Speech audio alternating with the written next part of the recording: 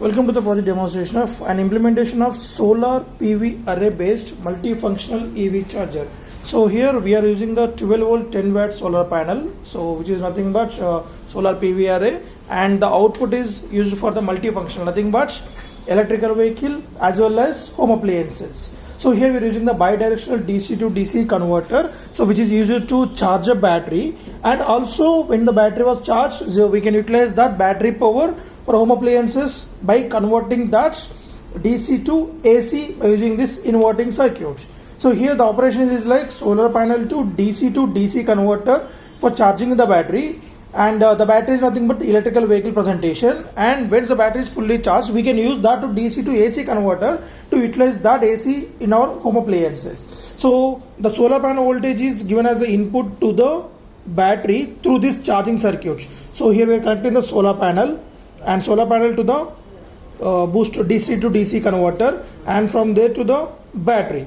And the next we can charge a battery by using this 230 volts AC transformer. So the purpose of this transformer is whenever the sunlight is not available, we can charge a battery by using this transformer just by providing the 230 volts AC input to that. So now the transformer will step down the 230 volts AC to 12 volts AC, but our battery operating voltage is 12 volts DC. So to convert the AC to DC, we are making use of this rectifier circuit, so which has the bridge rectifier of 4 diodes, and that will convert the AC to pulsating DC, and the capacitor will remove that pulses to make that a smoothing purpose, constant DC. The DC is the input to the battery directly, so we have connected the directly over here. So then we can see the 2 diodes, another 2 diodes are connected over here. The purpose of this diodes is, so after the battery is getting fully charged, then it will become the high potential one and the transformer will become the low potential. So then the current will flow from high potential to low potential. In order to block that current, so the diodes are connected in forward bias from the transformer to the battery, and from the battery to the transformer they will act as a reverse bias, so that the diodes will block the current flow from the battery to the transformer in order to protect the charging circuits whenever the battery is fully charged. Also it will protect the battery from overcharging also. So here you can see the same charging circuit for the solar panel also. So here the diodes are act as a bridge rectifier.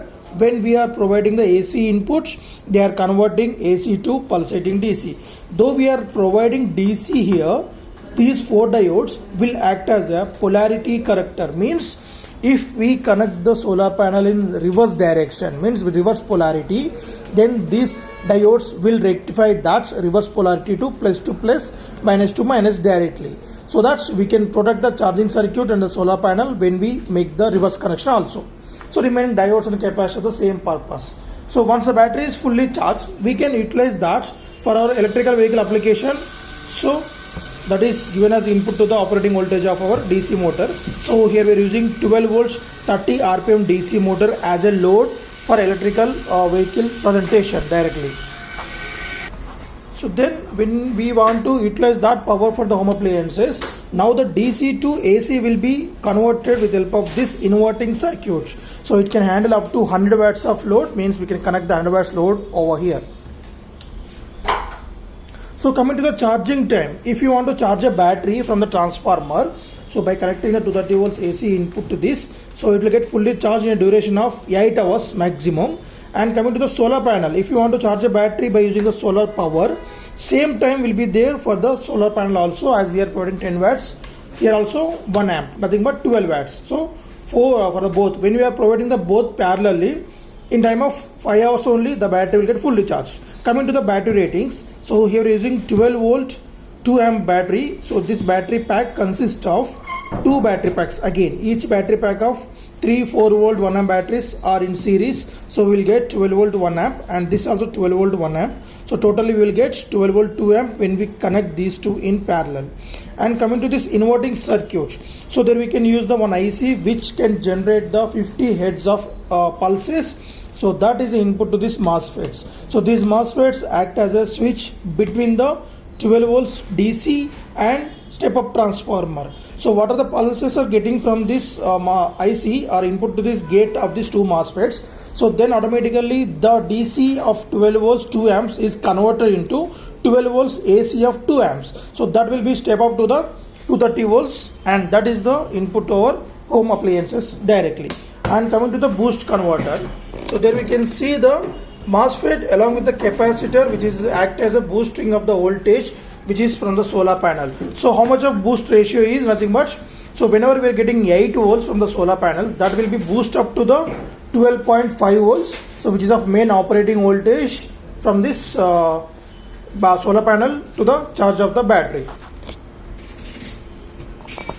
Right, and one more thing is there, LED indications. So this LED indication which is showing the status of inverting status, means the inverter was got switched on, and the next whenever the battery is low, then this light will get switched on, and this is the overload. So if we connect the load which is of above the 100 watts, then this light will get switched on as an indication of overload was connected to this inverter.